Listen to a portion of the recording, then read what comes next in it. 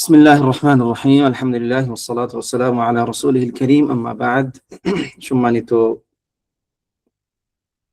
দিনী ভাই বোনেরা, আজকে শারহ হাইয়াত ইবনে আবু দাউদের নতুন একটি অধ্যায় শুরু হবে ইনশাআল্লাহ, আল কাদার।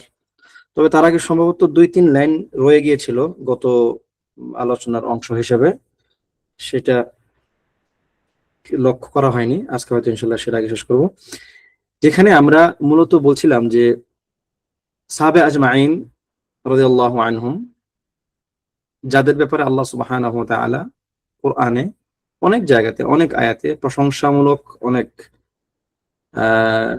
কথা বলেছেন। তার মধ্যে সূরাতুল ফাতহ, যার শুরুতে, মাঝে এবং শেষে আল্লাহ তাআলা তাদের প্রশংসা করেছেন। সর্বশেষ যেটা আলোচনা হয়েছিল যে সূরাতুল ফাতহের একদম শেষ আয়াতে মুহাম্মাদুর রাসূলুল্লাহ ওয়াল্লাযিনা মাআহু আশিদ্দাউ আলাল কুফার, এই আয়াতের মধ্যে তাদের ব্যাপক প্রশংসা করা হয়েছে, যেখানে বলা হয়েছিল যে ইউজিবুজ যুররা লিয়াগীযা বিহিমুল কুফার।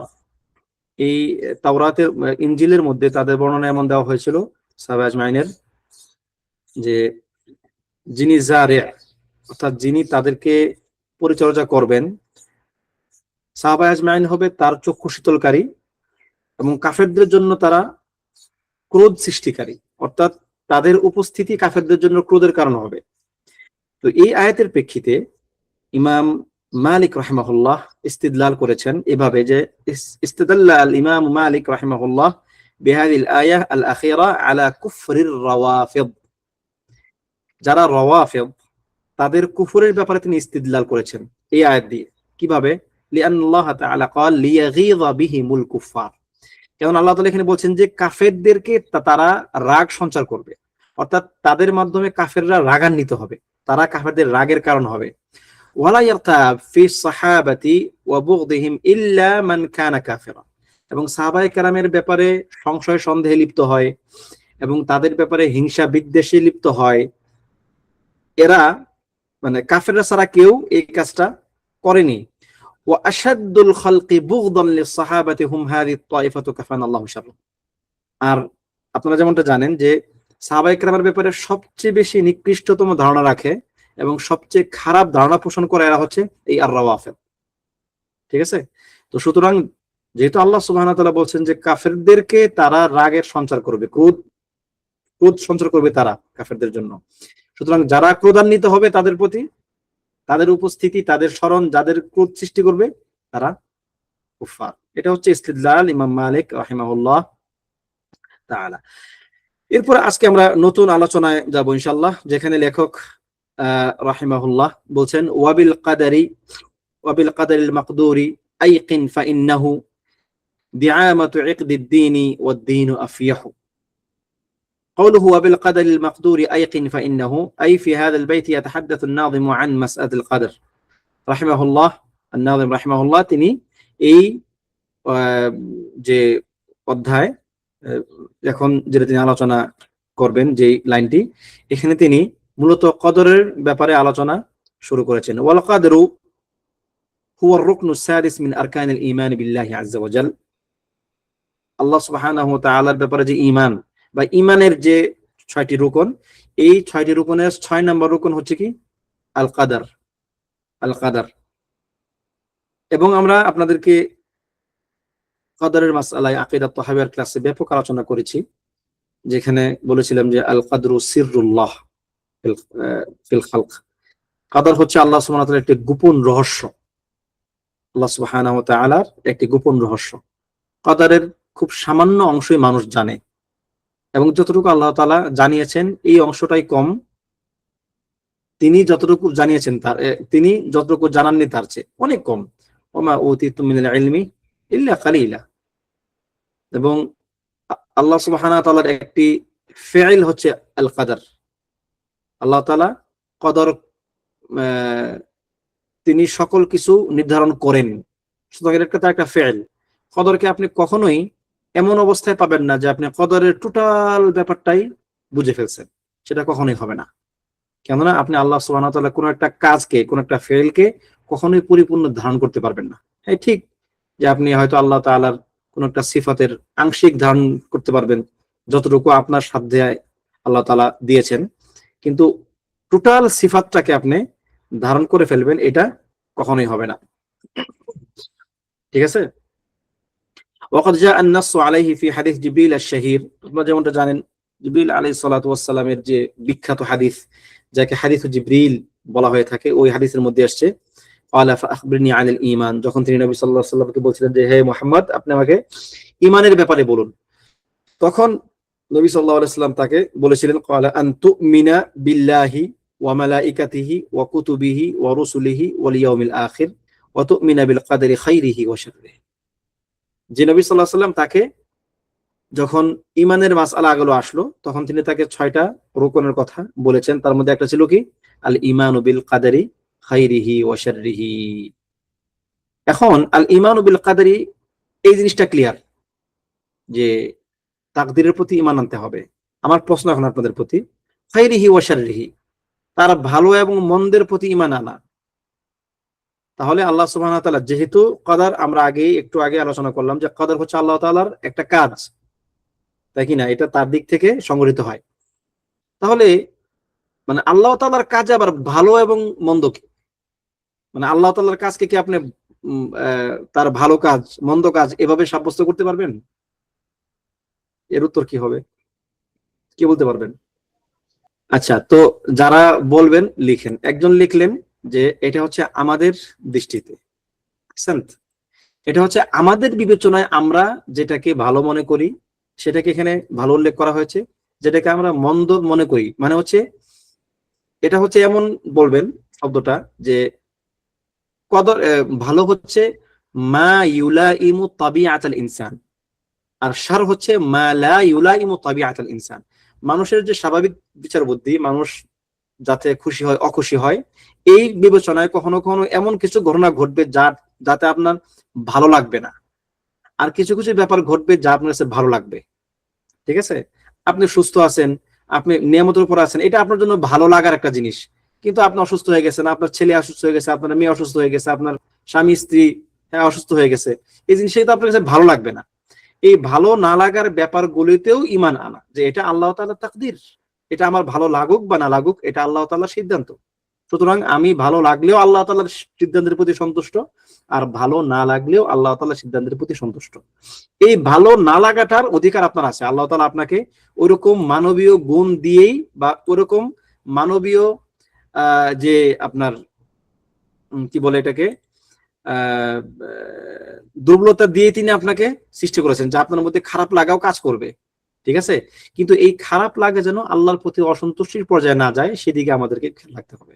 আপনার খারাপ লাগতেই পারে, অস্বাভাবিক না, কিন্তু এই খারাপ লাগাটা আপনাকে আল্লাহ তাআলার প্রতি অসন্তুষ্ট করতে পারবে না, যে কি মানে আমার লাইফে কেন এরকম ঘটতে হবে না, তাতে আপনি আল্লাহ তাআলার প্রতি অসন্তুষ্ট হয়ে গেলেন। এই জন্য আমরা মানে এর আগে হয়তো আলোচনা করেছিলাম যে সবরের যে 4টা স্তর, একটা হচ্ছে সবর, একটা হচ্ছে শুকর, একটা হচ্ছে রিদা, 3টা।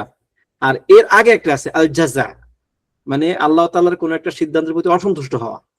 এই জাযা হচ্ছে হারাম, নিষেধ। এরপর হচ্ছে সবর, যে ঠিক আছে ওকে ফাইন, আমার খারাপ লাগলো আমি মেনে নিচ্ছি, কোনো সমস্যা নাই।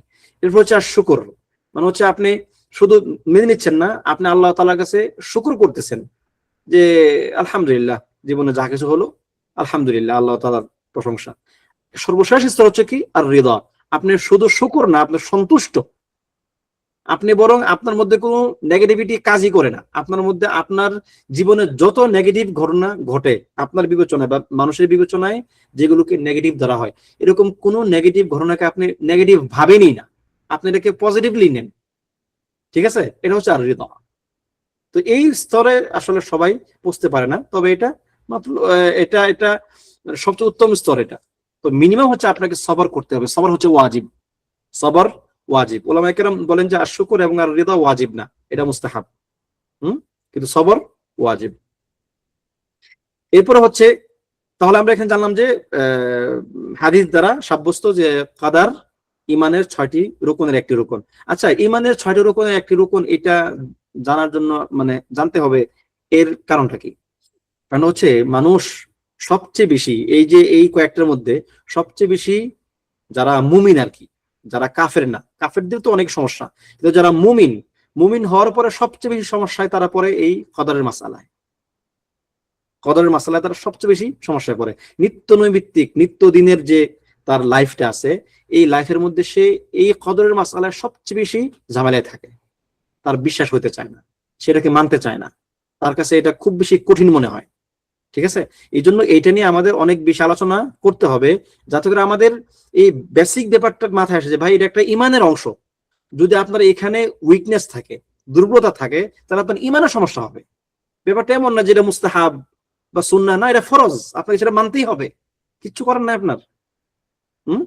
তাহলে ইমানের অংশ হিসাবে এটাকে বিশ্বাস করতে হবে। ওয়াল ঈমানু বিল কদরি, ঈমানু বিল কদর দ্বারা কি বুঝাচ্ছি আমরা?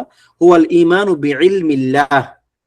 এক নাম্বার, এটা হচ্ছে আল্লাহ তাআলার ইলমের প্রতি বিশ্বাস স্থাপন করা। দুই নাম্বার, ওয়া বিতাকদীরিহি লিল উমুর ক্বাবলা হুদুসিহা, এবং আল্লাহ সুবহানাহু ওয়া তাআলা যে কোনো ঘটনা ঘটার আগে যে তিনি তাকে নির্ধারণ করে দিয়েছেন, এই ব্যাপারটাতে বিশ্বাস করা। তাহলে কি একটা হচ্ছে আল্লাহ তাআলার ইলমে বিশ্বাস করা, আল্লাহ তাআলার তিনি যে এগুলোকে ঘটার আগে নির্ধারণ করে রেখেছেন সেটাকে বিশ্বাস করা, এবং ওয়া বিআফআলিল্লাহি তাআলা, এবং আল্লাহ তাআলার কর্মগুলোর প্রতি বিশ্বাস স্থাপন করা। এটা হচ্ছে একটা তাকদীরের অংশ। এবং ওয়া ইরাদাতিহি ওয়া মাশিআতিহি, এবং তার ইরাদা আল কাউনিয়া অর্থাৎ মাশিআ। ইরাদা আল কাউনিয়া হচ্ছে আল মাশিআ, তার ইরাদা কাউনিয়া অথবা তার ইরাদা আল মাশিআকে বিশ্বাস স্থাপন করা। এবং ওয়া খালকিহি ওয়া ইজাদি, এবং তার সৃষ্টি এবং তার অস্তিত্ব থেকে অস্তিত্ব আনা। খালক ইজাদ একই জিনিস, তার সৃষ্টির ব্যাপারে বিশ্বাস স্থাপন করা। এখানে লেখক রাহিমাহুল্লাহ একটু মানে যে দুঃখিত, হাফিজাহুল্লাহ, উনি মূলত কদরের 4টা যে মারাতিব হয়তো সামনে আসবে, এই কদরের 4টা মারাতিব বা স্তরকেই তিনি এখানে সংজ্ঞার মধ্যে নিয়ে আসছেন। ঠিক আছে, কোনো সমস্যা নেই, আপনি কদরের 4টা মারতাবা বা স্তর জানলেই এই সংজ্ঞাটা আপনার কাছে ক্লিয়ার হয়ে যাবে। ওয়াকাদ জাআ যিকরুল কদরি ফিল কিতাবিল আজিজ ফি ইদ্দাতি আয়াতিন মিনাল কুরআনিল কারীম, মিনহা, কোরআনে অনেক জায়গাতে কদর এই শব্দটা এসেছে। তার মধ্যে একটা কি, ইন্না কুল্লা শাইইন খালাকনাহু বিকদর, আমি সকল কিছুকে সৃষ্টি করেছি বিকদর, পরিমিত মানে নির্দিষ্ট পরিমাণে। আল্লাহ তাআলা কোনো কিছু পরিকল্পনাহীন এমনিতে যা আসে তাই তিনি করছেন, ব্যাপারটা এমন না। সকল কিছুর তিনি সৃষ্টি তো করেছেন, তিনি আবার এক একটা পরিমিতকরণ করে দিয়েছেন। যেমন এর পরে আয়াতে আসছে ওয়া খালাকা কুল্লা শাইইন ফাকাদ্দারাহু তাকদীরা, তিনি সকল কিছুকে সৃষ্টি করেছেন এবং তিনি এর পরিমিতি সাধন করেছেন, অর্থাৎ তিনি তার নির্দিষ্ট একটা পরিমাণ নির্ধারণ করে দিয়েছেন। সুতরাং আপনার জীবনের কোনো কিছুই আল্লাহ সুবহানাহু ওয়া তাআলার কদরের বাহিরে ঘটবে না। তিনি যেটাকে আপনার জন্য লিখে রেখেছেন, তার আজালি ইলমের ভিত্তিতে তিনি আপনার জীবনে যা কিছু ঘটবে তিনি লিখে রেখেছেন, এর বাইরে কোনো কিছু ঘটবেও না আদতে। সুতরাং যা কিছু আপনি পেয়েছেন এর জন্য খুব বেশি খুশি হওয়ার কিছু নাই, আর যা কিছু হারিয়েছেন সেজন্য খুব বেশি আনন্দ বা দুঃখিত হওয়ারও কোনো কারণ নেই, এবং যা কিছু পাবেন না তার জন্য খুব বেশি আফসোসেরও কোনো কারণ নেই। কারণ আপনার আসলে কোনো কিছুই ঘটতেছে না যা আপনার ভাগ্যে লেখা ছিল না। ওয়ালাম আন্না মা আসাবাকা লাম ইয়াকুল লিয়ুখতিআক ওয়া মা আখতাআকা লাম ইয়াকুল লিয়ুসিবাক, জেনে রাখো, যে নবী সাল্লাল্লাহু আলাইহি ওয়াসাল্লাম ইবনে আব্বাস রাদিয়াল্লাহু আনহুকে বলতেছেন যে জেনে রাখো যে তুমি যা কিছু তুমি মিস করে ফেলেছো সেটা তোমার পাওয়ার কথা ছিল না, আর যা তুমি পেয়েছো সেটা তোমার হারানোর কথা ছিল না। সুতরাং মানে আনন্দিত খুব বেশি হওয়া এবং দুঃখিত খুব বেশি হওয়া কোনোটাই প্রশংসনীয় না, নিন্দনীয়। কিন্তু আমরা মানুষ, দুর্বল, দুআফা, তাই না? আল্লাহ তাআলা কি ওয়া খুলিকাল ইনসানু দাঈফা, মানুষকে দুর্বল করেই সৃষ্টি করা হয়েছে। মানুষ দুর্বল হয়ে যায় অনেক সময়।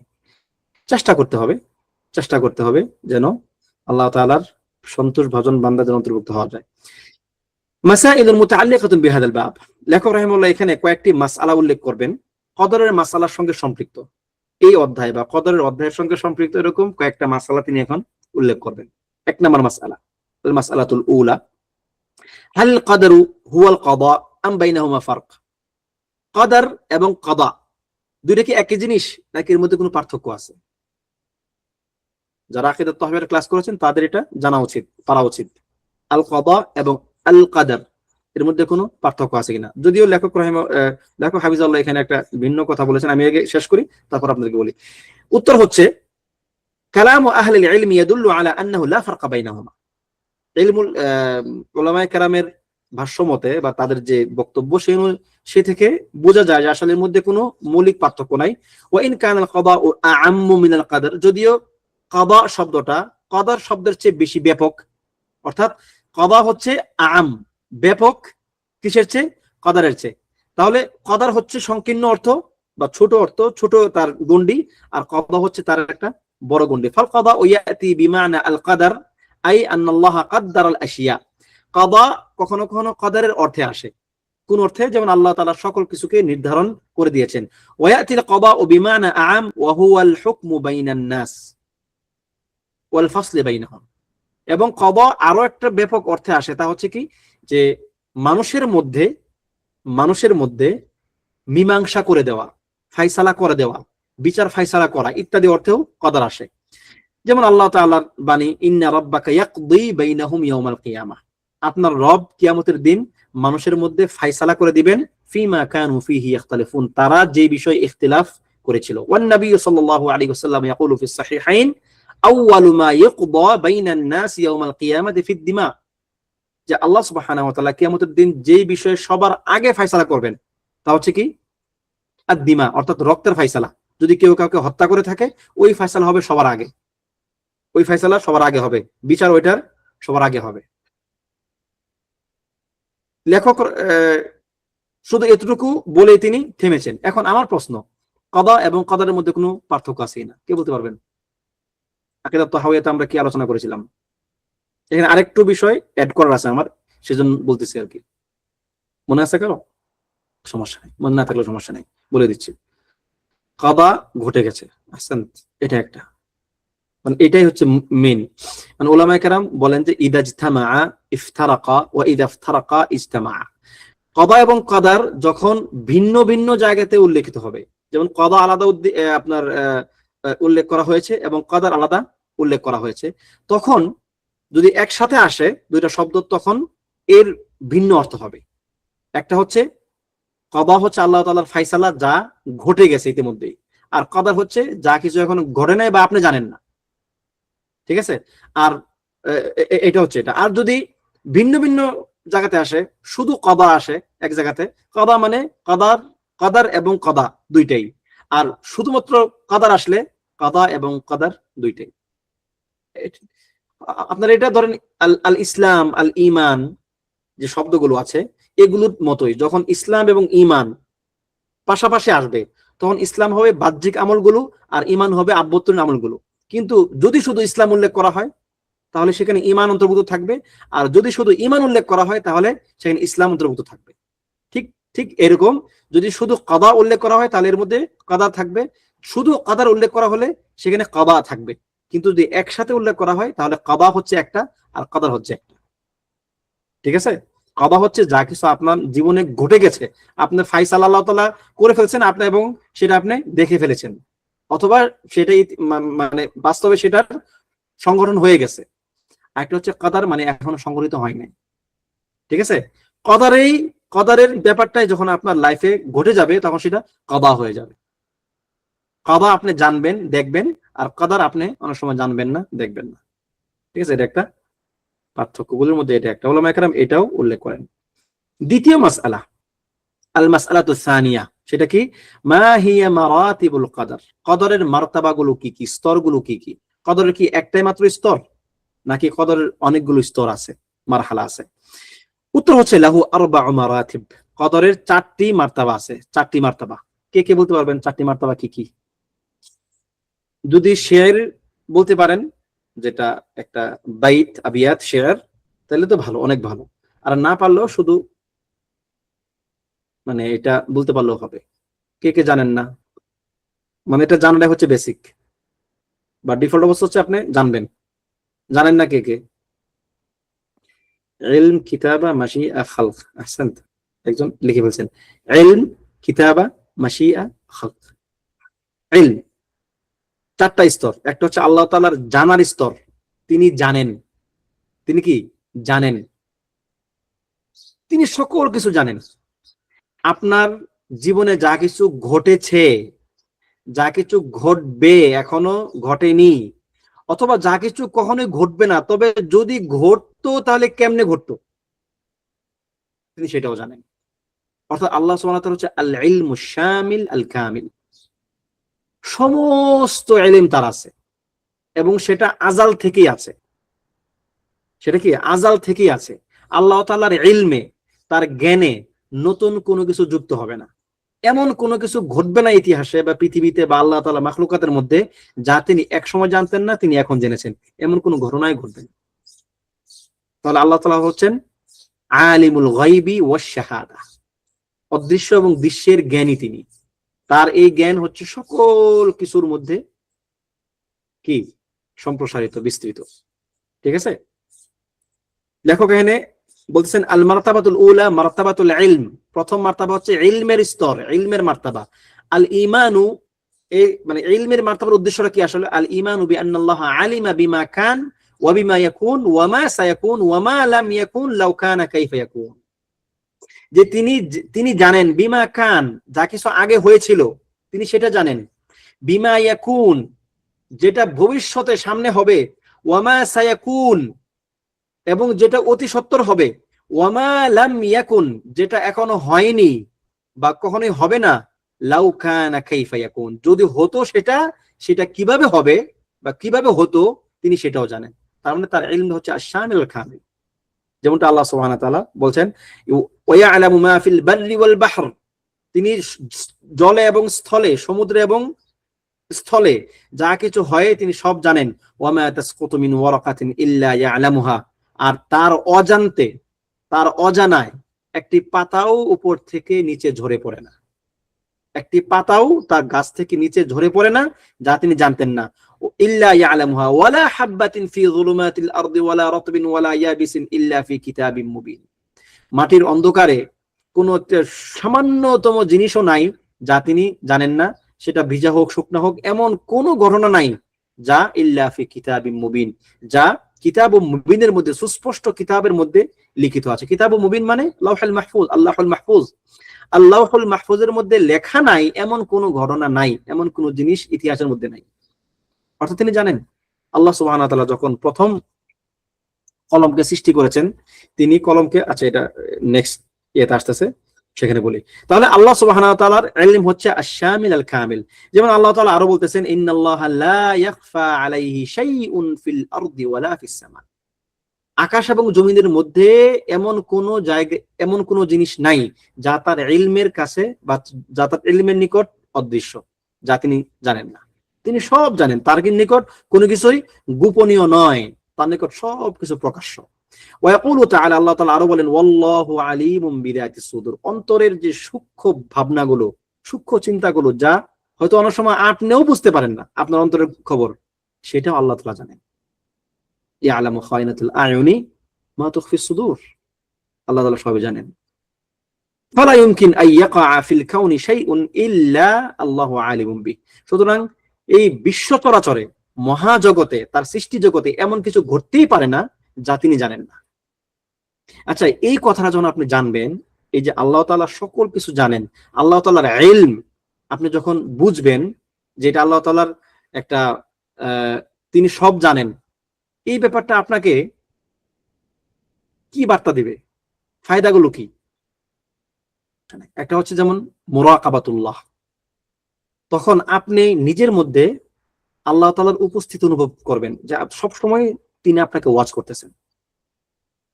আল্লাহ তাআলা আপনার মুরাকিব, তিনি সব সময় আপনাকে দেখতেছেন, আপনার সকল অবস্থা জানেন, মানে কি আপনি সব সময় তার নজরের মধ্যে আছেন। এই ব্যাপারটা আপনার মধ্যে আসবে যে আপনি এবার যা করবেন চিন্তা ভাবনা করে করবেন, মুরাকাবাতুল্লাহ। এরপর হচ্ছে আযামাতুল্লাহ, আল্লাহ তাআলার মাহাত্ম্য আপনি বুঝবেন। কেন আল্লাহ তাআলার ইলম জানা দরকার আপনার জন্য? আপনি যখন জানবেন যে তিনি সব জানেন, সুতরাং আপনি তার মাহাত্ম্যটা বুঝতে পারবেন। আর যে ব্যক্তি আল্লাহ তাআলার মাহাত্ম্য বুঝতে পারে সে আল্লাহ তাআলাকে ভয় করে, সুতরাং খাশিয়াতুল্লাহ, আপনি আল্লাহ তাআলাকে ভয় করে চলবেন। ঠিক আছে, এরপর হচ্ছে কি, যেহেতু আল্লাহ তাআলা নিজে আলেম, তিনি সকল কিছু জানেন, সুতরাং যাদের মধ্যে ইলম আছে তিনি তাদেরকে পছন্দ করেন, যেমন ইবনুল কাইয়িম রাহিমাহুল্লাহ বলেছেন, একটা একটা কওল আছে, কওলটা হুবহু এরকম না হতে পারে, যে এরকম যে ইন্নাল্লাহা আলিম, আল্লাহ তাআলা তিনি আলিম, তিনি সব কিছু জানেন, এবং তিনি ইউহিব্বুল ইলমা ওয়াল আলিম, তিনি ইলম এবং যিনি আলেম তিনি তাকে পছন্দ করেন। ঠিক আছে, এবং এরপরে তিনি একটা গুরুত্বপূর্ণ শব্দ বলেছেন যে ওয়া ইন্নাল্লাহা ইয়াদাউল ইলমা আলা ফীমা ইউহিব্বু, আল্লাহ তাআলা ইলমকে তার মধ্যেই রাখেন যে তিনি যাকে পছন্দ করেন। আল্লাহ তাআলা ইলম এমন কোন ব্যক্তির মধ্যে রাখেন না, বা এমন কোন ব্যক্তিকে দেন না তিনি যাকে পছন্দ করেন না। সুতরাং ইলমের ব্যাপারটা মানে, যেহেতু তিনি নিজে স্বয়ং আলেম সকল কিছুর, তিনি ইলমকে পছন্দ করেন, তার মানে আপনি এখন ইলম অর্জনে উদ্বুদ্ধ হবেন, আপনি এখন ইলম অর্জনে উদ্বুদ্ধ হবেন। ঠিক আছে, একজন বললেন যে মুরাকাবা শব্দটা সমস্যা কিনা, না সমস্যা নাই, মুরাকাবা কোনো সমস্যা নাই, তবে এটার যে ব্যবহার কে করতেছে তার উপরে সমস্যা আছে। ব্যবহারটা কে করতেছে, যদি সুফি ব্যবহার করে মুরাকাবা শব্দটা, অবশ্যই সমস্যা আছে। তার নিকট মুরাকাবা অন্য একটা জিনিস, আর আমার নিকট মুরাকাবা হচ্ছে ভিন্ন একটা জিনিস। যেমন আল্লাহ সুবহানাহু ওয়া তাআলা কোরআনে ঈসা আলাইহিস সালাতু ওয়াস সালামের কথায় কি বলেছেন, ওয়া কুনতু আলাইহিম শাহীদাম মা দুমতু ফীহিম ফালাম্মা তাওয়াফাইতানি কুনতা আনতার রাকীব আলাইহিম, কুনতা আনতার রাকীব। রাকীব হচ্ছে আল্লাহ সুবহানাহু ওয়া তাআলার একটা নাম, রাকীব। তাহলে আল্লাহ তাআলার মুরাকাবা মানে তিনি আপনাকে দেখতেছেন। ঠিক আছে, সব সময় আপনি তার মুরাকাবার মধ্যে আছেন, এই অনুভূতিটা তো আল্লাহ তাআলার নামের একটা অংশ। ঠিক আছে, কুনতা আনতার রাকীব আলাইহিম, আমি যতদিন তাদের মধ্যে ছিলাম আমি তাদের সাক্ষী ছিলাম, কিন্তু আমি যখন আপনি আমাকে ওফাত দিয়ে দিয়েছেন তখন থেকে আপনি ছিলেন তাদের মুরাকিব বা রাকীব। তার মানে এই না যে তিনি যখন ঈসা আলাইহিস সালাম জীবিত ছিলেন তখন তিনি তাদের রাকীব ছিলেন না, কিন্তু এটা কথার কথা আর কি, যে আল্লাহ সুবহানাহু ওয়া তাআলা নিজে একজন রাকীব, তিনি সমস্ত কিছুকে তিনি পর্যবেক্ষণ করেন, তিনি পর্যবেক্ষক। সেই অর্থে আপনি আল্লাহ তাআলার পর্যবেক্ষণ অনুভব করবেন। ঠিক আছে, এটা হচ্ছে মুমিনের জন্য একটা মাতলুব ব্যাপার, ওই অর্থে আমি বলেছি মুরাকাবা। আবার সুফিদের ভাষায় মুরাকাবা অন্য জিনিস, ওটা না। আচ্ছা, তাহলে মানে আল্লাহ তাআলার ইলম, এই ব্যাপারটাতে আপনি যত শক্তপোক্ত ঈমানের অধিকারী হবেন আপনার ঈমান তত বাড়তে থাকবে, যে তিনি সবকিছু জানেন। দ্বিতীয় মার্তাবা হচ্ছে মার্তাবাতুল কিতাবাহ, লেখনের মার্তাবা। তিনি প্রথমে তিনি সব জানেন। ঠিক আছে, আমরা এই বিষয়ে একদম ক্লিয়ার।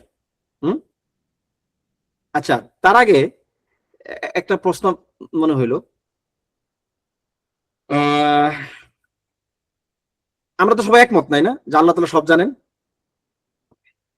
আল্লাহ তাআলা কোরআনে বলেছেন সূরাতুল বাকারার মধ্যে, ওয়ামা জাআলনাল কিবলাতাল্লাতী কুনতা আলাইহা ইল্লা লিনা'লামা মান ইয়াত্তাবি'ুর রাসূলা মিম্মান ইয়ানকালিবু আলা আকিবাইহি।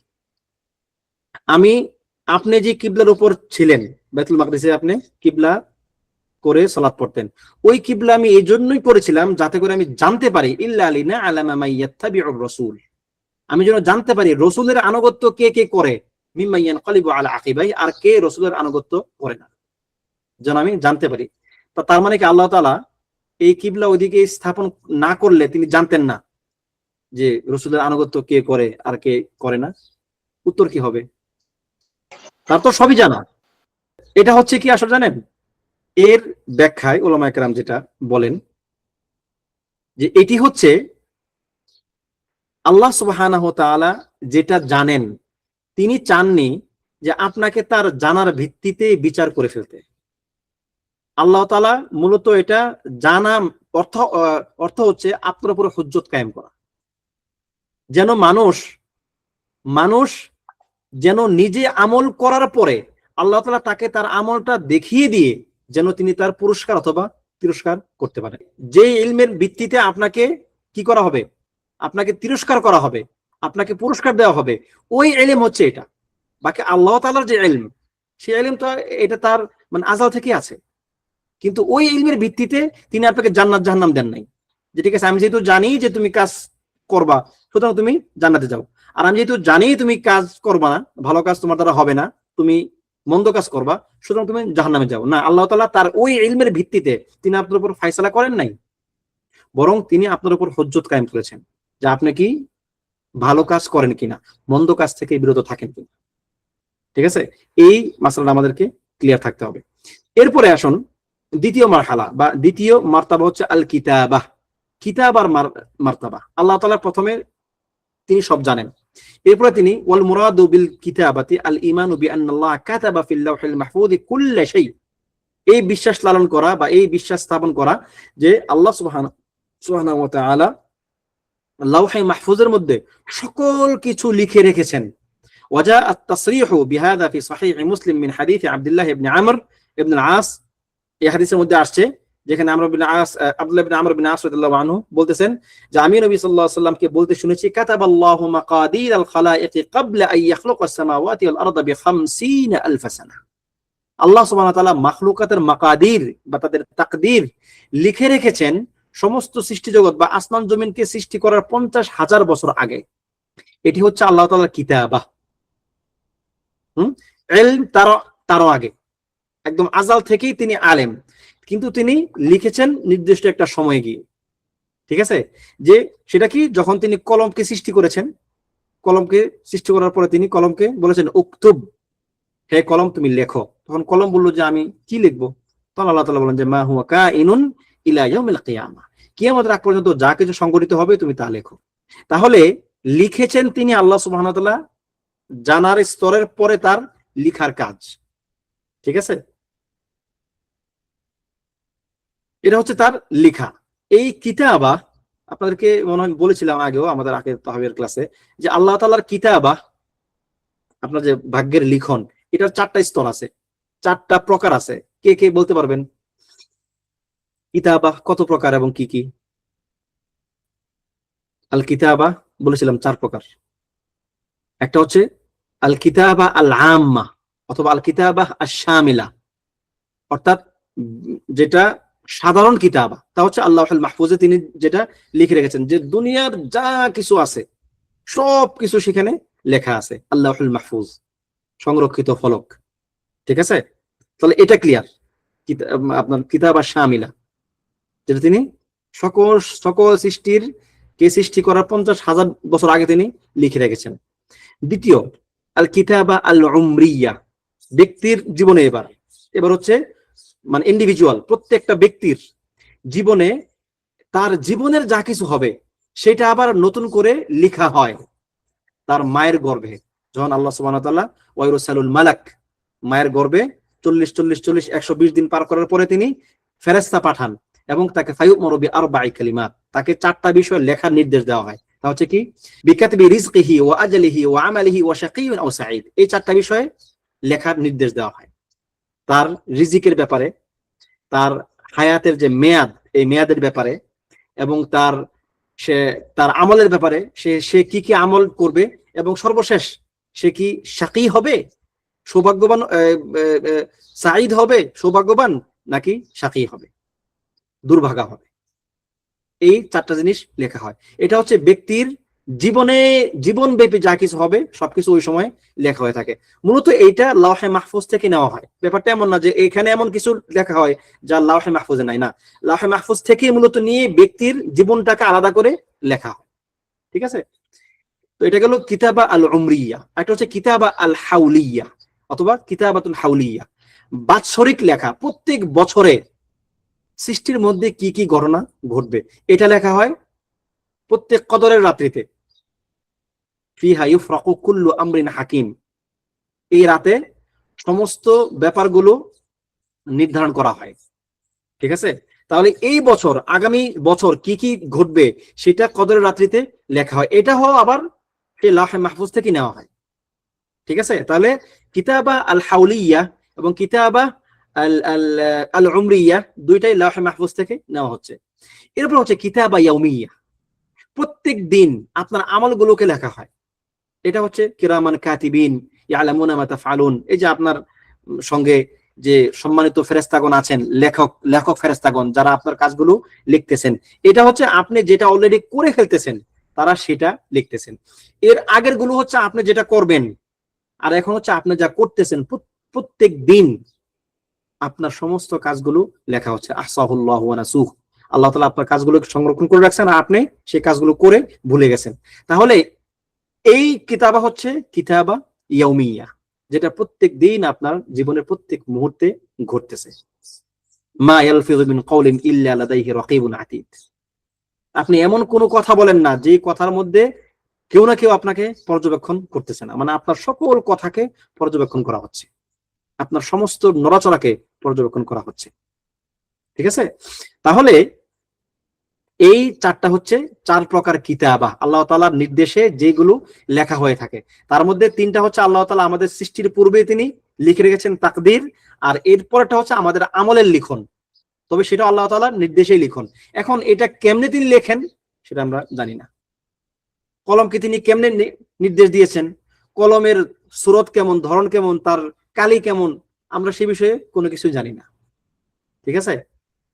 এটা আল্লাহ তাআলাই ভালো জানেন, তবে তার কিতাবা হক।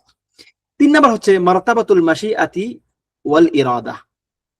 এটা শুধুমাত্র মারতাবাতুল মাশিআ বললেই সুন্দর হবে, আল ইরাদা বললে আল ইরাদাল কাউনিয়া বলতে হবে, কেননা আল ইরাদা মানে অনেকেরই বুঝতে সমস্যা হবে। ঠিক আছে? তাহলে আল্লাহ তাআলা প্রথম তিনি সব জানেন, আল ইলম, এরপরে তিনি সবকিছু লিখে রেখেছেন, আল কিতাবা, তারপরে তিনি ইচ্ছা পোষণ করেছেন।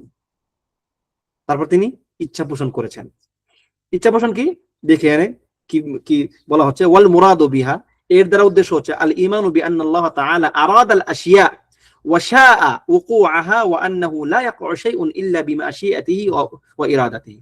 আল্লাহ তাআলা কোনো কিছু যখন করতে চান, মানে কোনো কিছু ঘটানোর আগে তিনি সেটা আগে ইচ্ছা পোষণ করেন যে আমি এই কাজটা করতে চাই বা আমি এই কাজটা করব, আমি এটা সিদ্ধান্ত নেব। তিনি একটা সিদ্ধান্ত নেন এবং তার ইচ্ছার বাহিরে কোনো কিছু ঘটে না।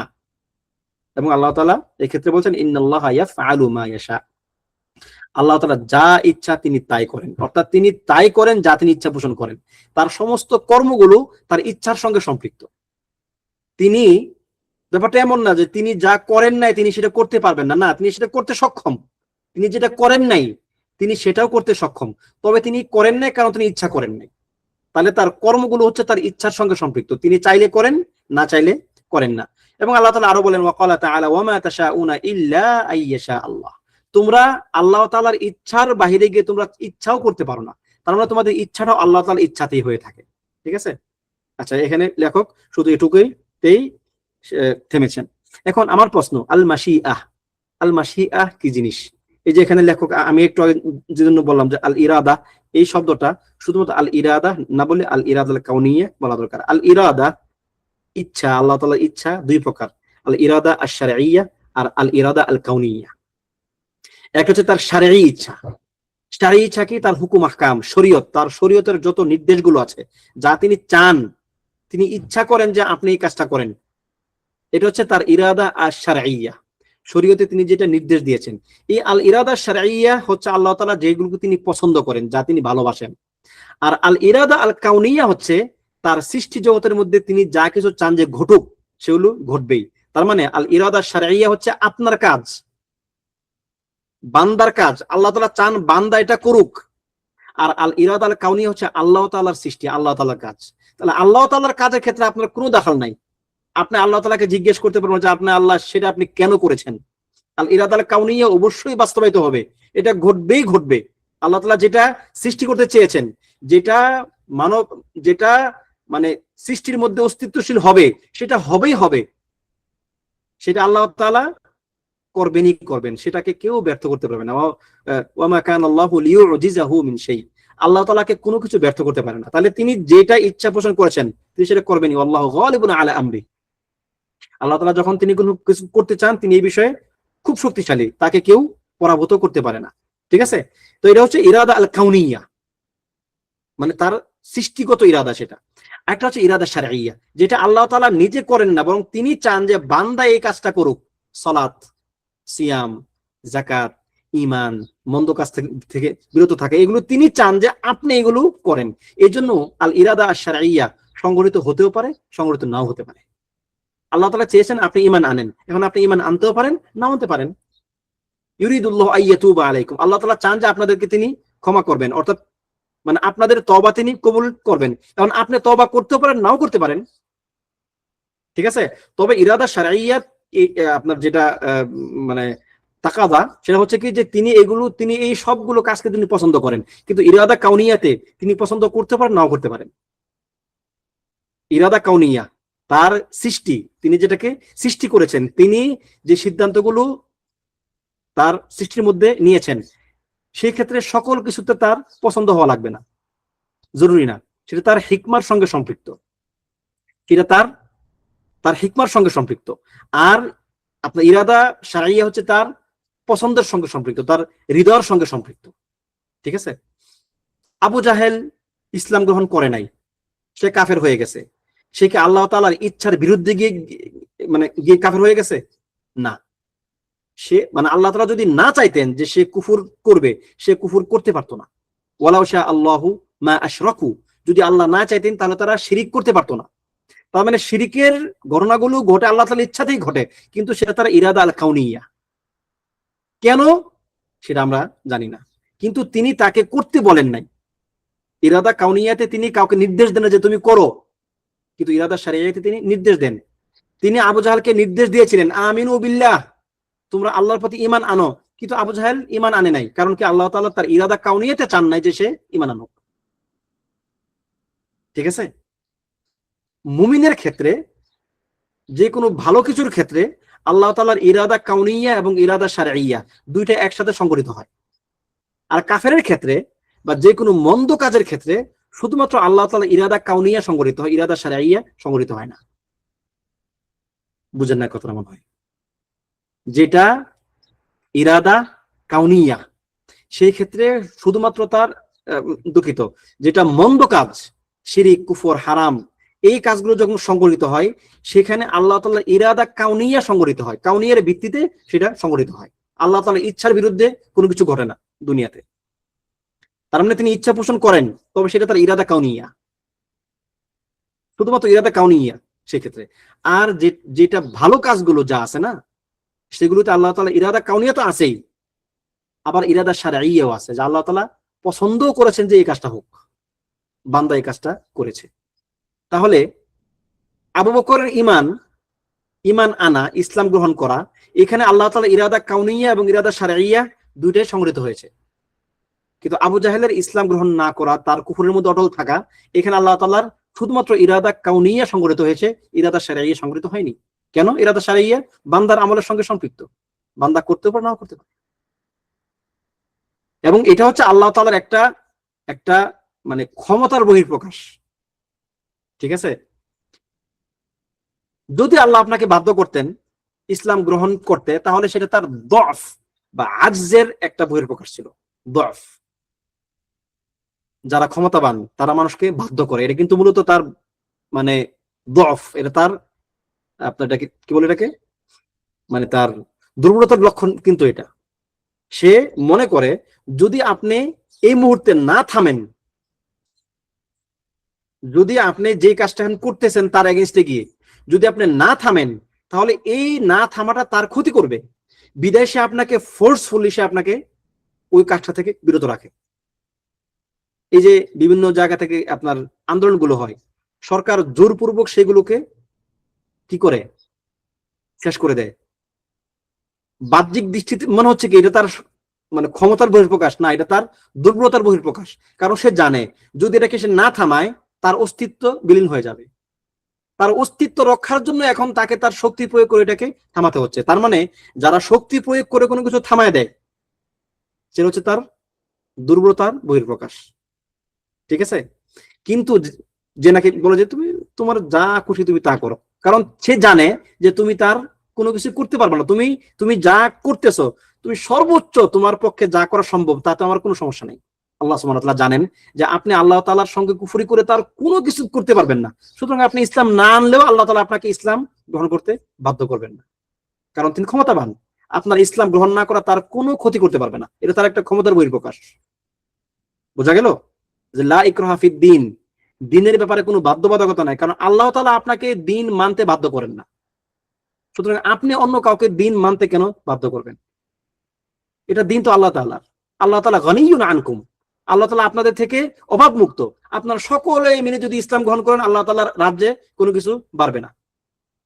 আর সকলে মিলে আল্লাহ তাআলার সঙ্গে কুফরি করলে আল্লাহ তাআলার রাজ্যে কোনো কিছু কমবে না। সুতরাং আপনার ঈমান আনা না আনা আল্লাহর কিচ্ছু যায় আসে না, কিন্তু তিনি চান আপনাকে রহম করতে, আপনাকে দয়া করতে।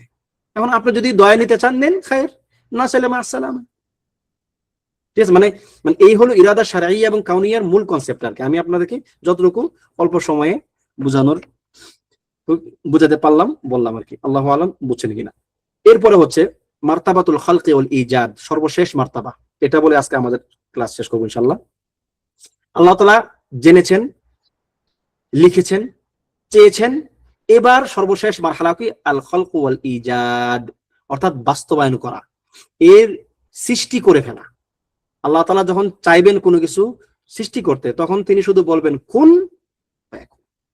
ইন্নামা আমরুহু ইযা আরাদা শাইআন আন ইয়াকুল লাহু কুন ফায়াকুন। যখন তিনি কোনো কিছু চান যেটা তিনি করবেন, তখন তিনি শুধু শুধু বলেন যে হও, তা হয়ে যায়, মানে কি সেটা এখন সৃষ্টিতে, বাস্তবে, অস্তিত্বে চলে আসে। ওয়াল মুরাদু বিহা, এর উদ্দেশ্য হচ্ছে আল ঈমানু বিআন্নাল্লাহ সুবহানাহু ওয়া তাআলা হুয়াল খালিকুল্লাযী খালাকাল আশিয়া ওয়া আওজাদাহা। এই বিশ্বাস লালন করা যে আল্লাহ সুবহানাহু ওয়া তাআলা সকল কিছুর স্রষ্টা, তিনি সকল কিছুকে সৃষ্টি করেছেন। এই বিশ্বাস লালন করা হচ্ছে এই আল খালক ওয়াল ইজাদ, চতুর্থ স্তর, যেখানে আল্লাহ তাআলা বলছেন আল্লাহু খালিকু কুল্লি শাই, আল্লাহ তাআলা সকল কিছুকে সৃষ্টি করেছেন। ওয়া ক্বালা তাআলা, আল্লাহ তাআলা আরো বলেন ওয়াল্লাহু খালাকাকুম ওয়া মা তা'মালুন, আল্লাহ তাআলা তোমাদেরকেও সৃষ্টি করেছেন এবং তোমাদের আমলগুলোকেও সৃষ্টি করেছেন। এর একটা মাসআলা যে আমাদের আমলগুলো আল্লাহ তাআলার সৃষ্টি, আমাদের সালাত, আমাদের যাকাত, আমাদের সমস্ত কিছু আল্লাহ তাআলার সৃষ্টি। এমনকি কাফেরদের কুফর আল্লাহ তাআলার সৃষ্টি। ঠিক আছে, যেটা মুতাজিলারা স্বীকার করে না। আচ্ছা, তাহলে আমরা আপাতত এটুকুতেই সীমাবদ্ধ থাকি। হয়তো মারাতিবুল কদর নিয়ে আগামী ক্লাসে একটু রিভাইজ দেব ইনশাআল্লাহ। এরপর আমরা আমাদের পরবর্তী অংশে যাব। আল্লাহ সুবহানাহু ওয়া তাআলা আমাদেরকে আজকে যতটুকু জানার তৌফিক দিলেন, বোঝার তৌফিক দিলেন, সেই অনুযায়ী আমল করার তৌফিক দান করবেন। আল্লাহ তাআলা আমাদের অন্তরে তার ভয় তৈরি করে দিন। আমিন। ওয়া সাল্লাল্লাহু ওয়া সাল্লামা আলা নাবিয়িনা মুহাম্মদ ওয়া আলা আলিহি ওয়া সাহবিহি আজমাইন।